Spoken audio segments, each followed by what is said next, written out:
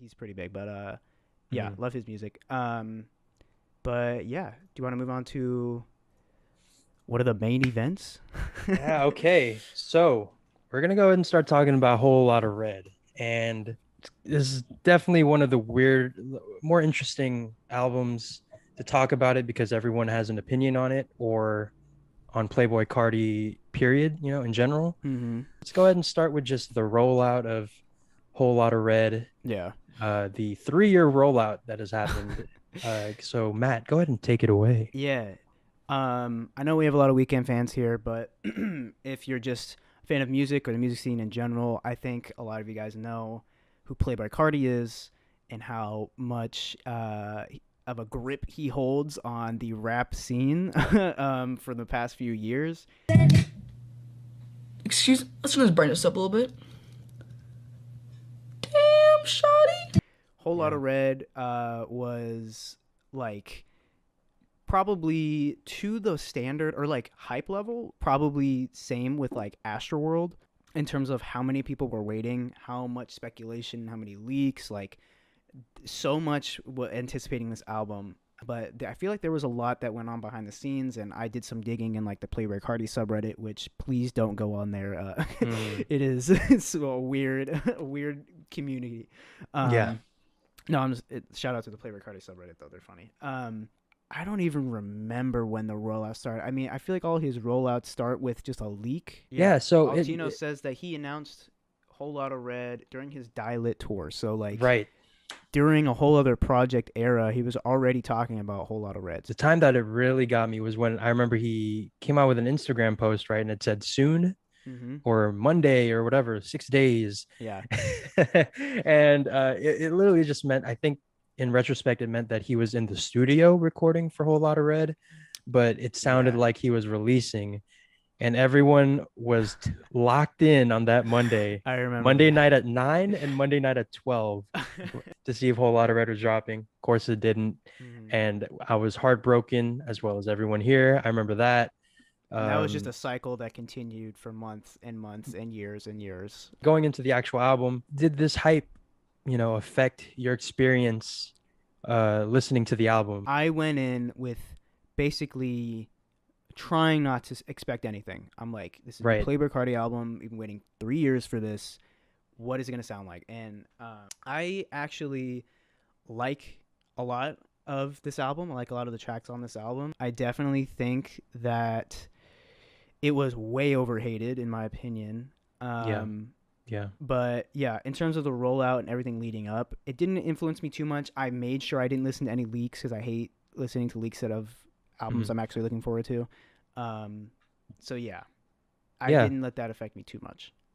Yeah, I think the key is definitely with this album is you have to come in with the right expectations because Cardi in this album presents a lot of interesting, innovative sounds. Mhm. Whether you like them is up to you, but they're new. You haven't heard them before. A lot of very, very punk influenced, Yeah. and then it goes into more of like it goes into like a Lil Uzi vibe, which I know is going to trigger a Cardi fan somewhere. I just mean like in terms of it being more light and Mhm. Those like really clean, video game type beats and stuff. yeah. I said here it some Castlevania vibes on like Vamp Anthem. Yeah. Yeah, it legit sounds like it's from Castlevania. So yeah, you just have to set your expectations because you are gonna ruin it for yourself from the jump if you come in Yeah. expecting like Nas lyricism or a melody like Drake would do or something. Like hip hop fundamentally is a voice over a beat, Uh-huh. So Playboi Carti kind of using his voice as the instrumental just fundamentally is different from what hip hop usually is. And I get how that can come off as it can come off as noise to a lot of people. Like if you just play like a random song, someone walks in, it could sound like noise. But yeah, no, I this is definitely a really good album. But let's actually get into the album. Right. I don't know about you, but I felt like this album was like two different. Like I felt like it was an album and an EP. Yeah, I definitely felt that there were parts of this project that this whole project in general felt a little bloated to me. I think that might have been out of frustration of Playboi Carti and him being held back by Interscope. They weren't letting him release some songs, or Right. he had to take some songs off and stuff like that. And so I think he just wanted to make sure his fans had a lot to eat in that sense. There's like 24 tracks on this album, and I think personally there could have been a lot of cutting of fat, and you could have a really solid punk, new wave, heavy rap trap amalgamation of just so many different genres. Like that could have been what Carti wanted to do. You know, that's what he did with Self-Titled. That's what he did with Die Lit. Like all these albums, like you said, reinvented hip hop every time. And it's like, can you really do that every time? And I think he has to an extent. When it's working on this album, it's working. Some tracks I think I really like on this album. Starting off, Rockstar Made, first track on the album, that bass, like that, like distorted heavy bass that he's used in the first like half of the album, I personally really like. I think that was exactly what I was looking for,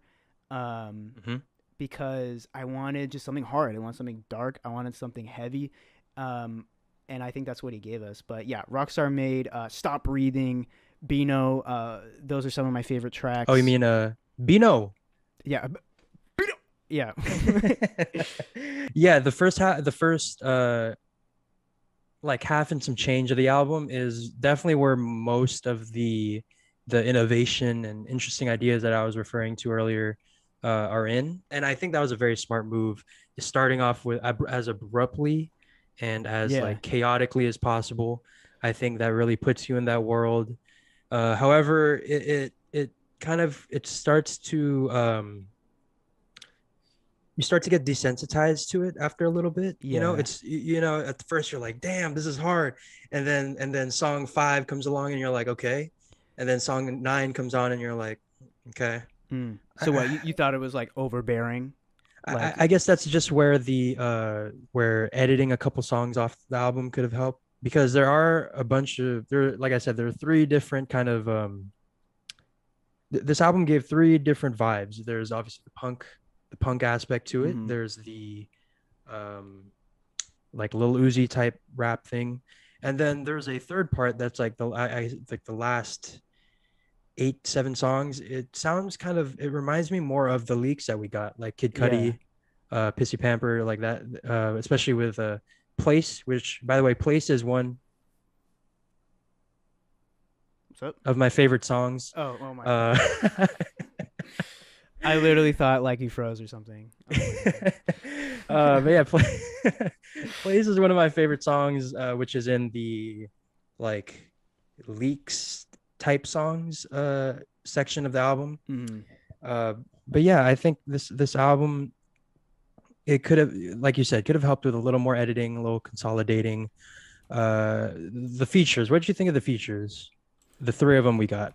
I'm not gonna lie, I was a little disappointed. I think my least favorite track on this album is Metamorphosis featuring Kid Cudi. Metamorphosis.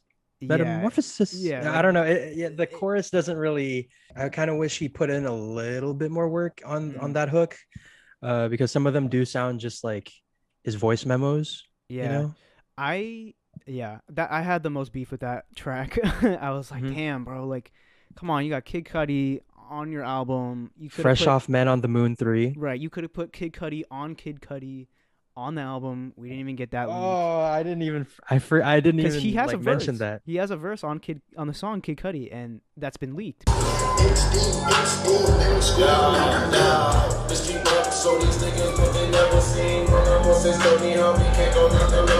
But I guess I don't know. So sorry guys. That kind of sucks that we got this instead. Again, this is just my opinion. You guys can love the track, like, all up to you. But yeah, I think in terms of features, the Kid Cudi song Kid Cudi feature, that didn't really work for me. I actually really like the Kanye West feature. I wish Playboi Carti had more of a presence on his own track on that one, but that reminded me of just like classic Kanye for some reason. Just like just the weird lyrics and like his tone of voice and his flow in that one. So I really enjoyed that.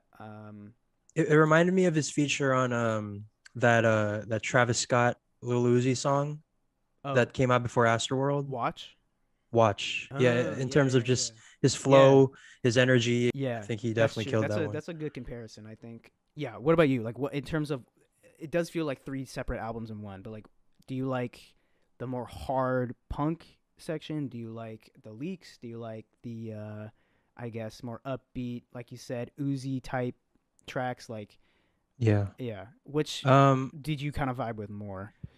I find myself listening to the first half of the album a lot more, not necessarily because I like it, because I just like listening to it. I like checking out, what don't I like about it? What do I like about it? And just as a heads up, I don't really like punk music at all. So, but I do like listening to that part to see how it is integrated.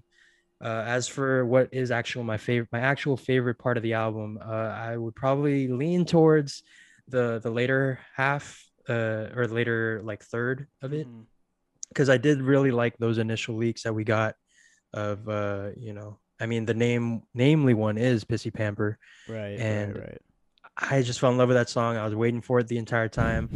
Yeah, that's why I'm kind of glad that I'm low key glad that we didn't do this podcast at the time of Whole Lotta Red really dropping, because Oh, so you're glad you like sat on it for a bit? yeah, because I was really expecting a lot of different so I was expecting something different. Mm. But once I was able to kind of take that away, the hype away, and just listen to the album we got, uh I really loved it. Or not really loved it. I really liked it. What would you rate it? If you were to rate it. So overall I like it. I really do. I really do. I do wish there were I do wish there were some features towards the second half of the album, though. Mm. Just to because after I believe Future's Teen X is like the last song, with Yeah, the or feature, is it? I forget. The last and song that's like is oh, with the feature? Yeah, with feature. a feature, Yeah, yeah, yeah. feature with Future, and so that song I think happens like midway through the album, and then it's just all Cardi. But I think uh what I was saying before, like how the music kind of gets not redundant, but you just get desensitized to it, and it like you start to check out a little bit. Uh-huh. I feel like a feature there, if they spread it out a little more, or basically just Okay. had more features towards the Yeah. second half of the album, I think that could have helped it with the pacing. I think I'll give it a 7.75, Okay. Okay. because I think 8 for me means that 8 for me is the minimum for loving the album, right? Mhm. And I like I said, I really really like it. I just don't know if it's Playboi Carti's best work. I don't know if it's the best album we could have gotten, Right. which sucks because it's out of his control. It was the leaks, it was the Right. you know The label. yeah, the label having to scrap things and remake the whole album that still Mhm. somehow fits. And also just like the idea of hyping up an album for years, Yeah. that's tough. There's going to Like be we saw people that who with are let Views. down. Yeah. We saw that with Views, where you have this album title, Views from the Six, Right. and it's like, wow, this is going to be his best work. And you could argue it's his best work, but I personally think he's made better albums. Mm. And yeah, like, Views can be viewed as a disappointment or just straight up like his best work ever. And I feel like that's where we're at with Whole Lotta Red. So Okay. yeah, 7.75 for me. How about you? I agree with a lot of what you said in terms of it felt like a little bit of a patchwork album. Things were kind of thrown together. The mix, Frankenstein album, yeah. yeah, the mix definitely could have been better, especially on those hard hitting bass Mm-hmm. songs. His voice could have been filtered, or his voice could have been like, that's my one main criticism in terms of the production of this album is there were songs, especially in that punk part of the album, that Yeah. definitely could have been mixed better. I say I would probably give it like a strong 7. Yeah. I think it's not mid. I think that he's doing something different here. I think that Mm-hmm. it's something to pay attention to. It's something that warrants repeat listening for sure. I Yeah. think. Yeah, I think Like I told you guys, my first listening is way different than literally the listening I had just eight days ago, you know? yeah, So it'll keep evolving.